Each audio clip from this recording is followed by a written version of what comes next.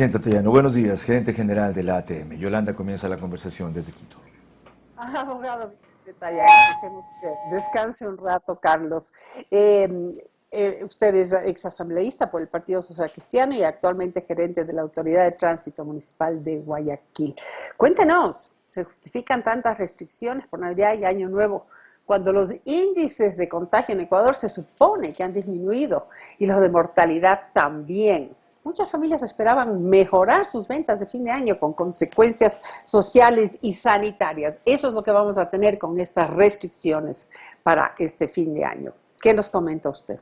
¿Qué tal, Yolanda? Buenos días, gracias por el espacio. Un saludo para Carlos también. Sí, decisiones duras, bastante cuestionadas, anunciadas el día de ayer por el COE nacional, lo que motivó que algunos COEs locales, inclusive el de Guayaquil, tomen ciertas medidas. El objetivo, claro está, es limitar de alguna manera la proliferación de contagios, pero el análisis de fondo está dado en función del alcance, de la pertinencia y fundamentalmente del cumplimiento de estas medidas. Y digo fundamentalmente el cumplimiento de estas medidas en relación a lo que, por ejemplo, mi competencia como director de la Autoridad de Tránsito Municipal de Guayaquil acarrea. Vamos a qué se decidió en esta materia. Por ejemplo, volver a restricción de circulación en función del último dígito de la placa. Muy complejo, no solo realizar el control. ¿Y por favor, cuál es la explicación detrás de esto de la restricción por placas? Coméntenos en qué se fundamenta. Bueno, el fundamento bastante escueto, el mismo de la vez pasada y dispuesto por el COE nacional. Y lamentablemente como COE local no tenemos otra alternativa que acatarlo y regularlo. Y yo le puedo contar lo que voy a hacer en la jurisdicción de Guayaquil pensando en la movilidad del ciudadano. Por ejemplo, tenemos sí que evitar que el contagio se prolifere, pero pregunto yo, un ciudadano que está trasladándose a su lugar de trabajo en su vehículo solo, ¿va a representar un peligro para otra persona? Un tema que tiene que ser puesto en la mesa de discusión. Y cuando hablamos de medidas de cuidar la vida, sí, no podemos escatimarlas, pero tienen que ser coherentes y tienen que ser racionales en función de lo que estamos viviendo, porque a la par de cuidar nuestra vida, que claro está, es la prioridad, también tenemos que cuidar otro particular importante, que es la actividad diaria, el movimiento económico de cada uno de los ecuatorianos. Si usted me pregunta a mí cuál fue el fundamento del gobierno central para volver a esa medida, no existe. Simplemente fue una decisión del COE nacional que en la noche fue ratificada por el presidente de la República con un decreto ejecutivo. ¿Qué es lo que estamos haciendo?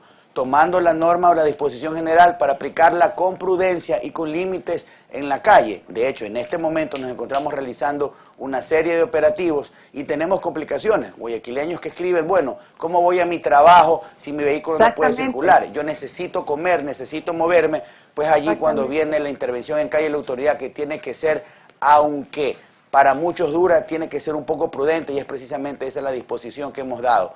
Esto no pasa por no acatar, esto no pasa por no cumplir. Nosotros en Guayaquil venimos trabajando hace muchísimo tiempo en silencio por este tema, en el sector comercial, en la bahía, en los mercados, en los centros comerciales, y cuando ha habido excesos establecemos una sanción, hemos clausurado locales, hemos impuesto multas económicas, pero siempre buscando de la mano de esa necesaria reactivación económica, Yolanda, porque al final del día... ¿Ustedes creen que se han podido cumplir con el control en Guayaquil con respecto a, por ejemplo, las ventas informales masivas que se dan por estas fechas? Lo seguimos haciendo y es una actividad bastante complicada. Tenemos todo nuestro despliegue físico en territorio precisamente tratando de que esa actividad se dé con las menores complicaciones posibles, pero aún así, Yolanda, sigue siendo el día a día muy complejo. Para muchos probablemente desde el frío y de las alturas es muy fácil escribir, pero en la práctica el controlarlo es una situación y la pertinencia de ciertos temas son distintos. Ahora, son medidas duras, sí, que hay que tomar medidas también. Cuéntenos, por favor, quiénes están en los fríos de las alturas. Bueno, usted lo conoce, usted vive allá, pero en todo caso, a lo que yo me refiero es que cuando hablamos de materia de seguridad y de cuidar la vida de las personas, claro está, no podemos escatimar, pero tienen que ser medidas coherentes, que tengan un programa, que tengan un plan de cumplimiento, como lo hemos venido haciendo en Guayaquil. Cada medida que hemos tomado en Guayaquil y que nos permite decir que bien o mal tenemos una situación manejada, ha sido producto de seguimiento, de data, de estrategia, de mucha gente en el día a día, de mesas de trabajo permanentes, no por ahí esporádicamente o no reaccionando simplemente por un tema coyuntural. Nosotros en Guayaquil vamos a seguir haciendo lo que veníamos haciendo de manera responsable, cuidando la vida, la salud de las personas, pero tratando de no complicar, obviamente, el ejercicio de actividades propias y económicas. Vamos con Carlos, que tiene más para usted. Yo también me quedé picado por allá en las alturas, pero evidentemente no se refería a ti, sino a quienes en el frío y en la altura de Quito deciden, por ejemplo, en el ECU 911, No, obvio, para General nada Zapata Yolanda, y todo compañía. En absoluto con Yolanda. Mi respeto, admiración hacia ella, por si acaso. Está de más la aclaración. Ok. Limitar la proliferación de contagios es el objetivo de lo que han hecho aquí en Guayaquil, ¿verdad? Sí. Ok. ¿Por qué entonces permiten que vayan 5 en las cabinas del ATM que inauguraron recién de la aerovía, cuando ni siquiera hay un metro entre uno y otro? Bueno, el tema es absolutamente claro. La norma establece que utilizar transporte público de manera limitada en aforo es pertinente. Pero no hay distanciamiento ahí en la cabina. La capacidad total de la cabina es de 10 personas, hasta 5 personas. No, en 5 no hay distancia. Utilizando absolutamente la mascarilla. Carlos, si bien es cierto, uno de los particulares que ayuda en la distancia no es el determinante. El determinante es la utilización de mascarilla y eso no es negociable. Ya, lo uno. Lo otro, ¿qué disparó aquí el contagio? ¿Los vehículos privados que han estado circulando? En Guayaquil el contagio está manejado, está controlado y está permanentemente monitoreado. Pero hubo un crecimiento en octubre. Y un mensaje importante. Y otro después de noviembre. Y no lo dispararon los vehículos circulando en la calle. Un mensaje importante. Calma en Guayaquil, porque en Guayaquil la situación no está desbordada. Este particular debemos ponerlo sobre la mesa. Y yo coincido, Carlos, con usted. Aquí tenemos que revisar una medida que ha sido dispuesta por el gobierno central en volver una restricción. A mi juicio, hay otros mecanismos de control. Ya. Y si usted vamos a ponerlo en palabras sencillas, si yo considero, y hablo como Vicente Tallano, si voy en mi vehículo solo, conduciendo, si voy a tener riesgo de contagiar o contagiarme, no. Hay otros lugares, hay otros eventuales focos. Sí, eventualmente mercados populares y ferias son los focos. Pero definitivamente los lugares de mayor concentración, como lo son efectivamente exposiciones públicas, los malecones, ferias, actividades masivas, claro, esas sí obligatoria y necesariamente, Carlos, tienen que ser detenidas momentáneamente porque ahí tenemos un gran riesgo. No la bahía. Obviamente, ahí tienes una explosión social. Obviamente, y la bahía por eso es parte de un lo que han hecho ustedes es repartirla. Y de restricciones para tratar de evitar la concentración. Entonces, tampoco ¿por qué siguieron a rajatabla lo que dijo el COE nacional en el COE municipal de Guayaquil, si tú identificas esas diferencias? Hay una decisión tomada en función de una disposición de la autoridad central en esta materia que no es discutible. Y más aún... ¿Quién dijo que no es discutible? Más aún cuando el presidente... Si antes dijeron que esto dependía de los COE locales. Más aún cuando el presidente de la República obviamente establece, decreta un estado de excepción y establece una serie de particulares que son de obligatorio cumplimiento. Carlos, lo que nosotros hemos hecho en Guayaquil es precisamente, una vez que se levantó el estado... ¿En qué quedó la autonomía de Guayaquil entonces de la que en tanto nos actábamos?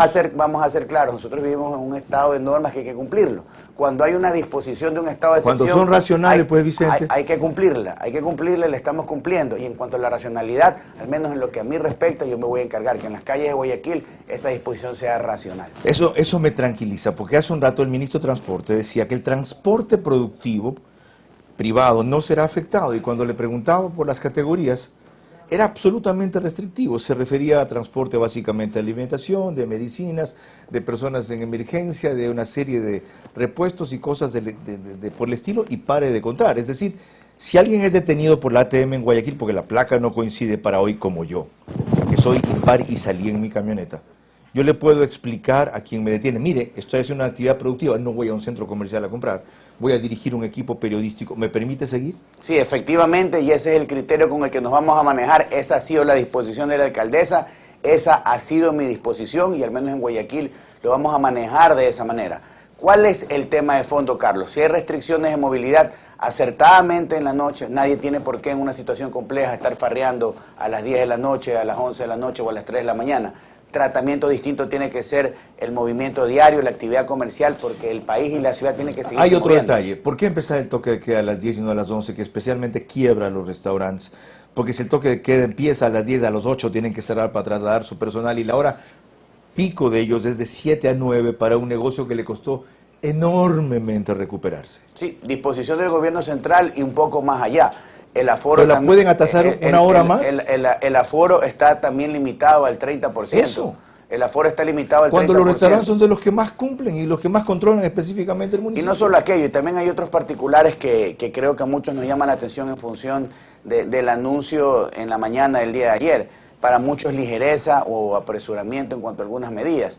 Pero, por ejemplo, ya al final del día se precisó algo que es importante, que en la transportación pública no habrán este tipo de restricciones, porque usted ve muy sencillo decir, bueno, nadie va a caminar a partir de las 10 de la noche, pero resulta que hay mucha gente, al menos en Guayaquil, que vive de la actividad comercial, que cerró su trabajo o el establecimiento en el cual trabaja, en el cual es dependiente a las 9 de la noche, y que resulta que si no había bus iba caminando a su casa, como pasó hacia el pasado. Entonces, ese es el rango de tolerancia, esa es la prudencia que hay que tener cuando uno es autoridad y tiene que realizar el control. Ojo, que no se me malentienda, absolutamente de acuerdo con medidas duras, pero medidas duras que tienen que ser coherentes y analizadas y con un objetivo, ¿no? Racionales es la palabra, como dijiste hace un rato, ustedes van a medir la racionalidad del operativo. Ahora, por todo esto hemos dejado de hablar dos palabras de lo positivo, que fue ayer la inauguración de la aerovía. Háblame algo del horario de operación con estas nuevas restricciones. Bueno, el día de ayer fue un día importante, Carlos, para la ciudad y para el país. Pusimos en operación lo que a nuestro juicio es la obra más importante del Ecuador en este año 2020 y aún en medio de una pandemia. En plena pandemia. La aerovía es movilidad, es un transporte público complementario por cable que usa electricidad, es poner la innovación y el emprendimiento y la tecnología al servicio del ciudadano. ¿Por qué? Porque es ahorrar tiempo de viaje. Antes, de Durán al centro de Guayaquil, que es a donde mucha gente se mueve, tomaba 2, 3 o 4 buses, 45 minutos en hora pico, 1 hora y media. Hoy lo vamos a poder hacer en 17 minutos de manera ágil, cómoda y fundamentalmente segura. Esperamos que en su mayor carga, en su mayor operación, podamos mover hasta 40.000 personas días. La tarifa es de 70 centavos. Cuando puedan ir 10 por cabina. Bueno, ahora la restricción es 5, ¿verdad? En este momento no, la restricción está absolutamente dada y no va a cambiar mientras sigamos serán viviendo máximo en pandemia. 20.000 por día, entonces. Eventualmente. De hecho, el conteo real va a empezar hoy, pero también la aerovía tiene que enfrentar una particularidad como la de las restricciones. Vamos a ver qué pasa con el movimiento de personas. Bueno, la operación está dada de 5 de la mañana a 10 de la noche. Estamos dentro de los horarios propios del toque de queda establecido en el decreto presidencial, pero más allá de aquello, es una obra importante, es un ícono en materia de movilidad, no solo en Ecuador, sino en la región. ¿Y por qué? Por los costos, porque la operación no le va a costar ni un solo dólar a la ciudad. En ningún país del mundo en el que hay transportación por cable se ha optado por este modelo. Siempre ha sido mixto. La operación le cuesta al gobierno, sea local o central, y el inversor privado. En este caso, los costos, cuenta y riesgo de toda la operación corren por el inversor privado. Una cosa más, si sabes lo que va a pasar el fin de semana con la aerovía, ¿no? Bueno, vamos a ver qué pasa. No, Carlos. la gente va a ir para hacer turismo en la aerovía. La va a ver de otra manera. Siguen habiendo las mismas garantías y restricciones. Exactamente las mismas, y garantías en cuanto a cumplimiento de el tema que usted es un paseo lindísimo por 70 centavos. Carlos, el paseo... 70 centavos de ida, ¿verdad? Sí. Y 70 de vuelta. De regreso. Un tema importante, y se me olvidaba algo que es valioso. En relación de todos los transportes por cable en el mundo, este tiene una particularidad. Es el trayecto más largo sobre un río. 2 kilómetros sobre un río, y eso lo va a volver definitivamente un atractivo turístico. El total es 4 kilómetros y medio. 4.1 kilómetros desde Durán hacia la Estación Centenario. Gracias, Vicente, por concluir. A usted, lo que Carlos. empezaron Jaime Nebot y Andrés Roche, y han continuado Cintia Viteri y Vicente Tallano. 7:46. Tranquilizador lo que la autoridad de tránsito dice respecto a los ajustes y racionalidad de las medidas de movilidad en Guayaquil. No las necesito repetir.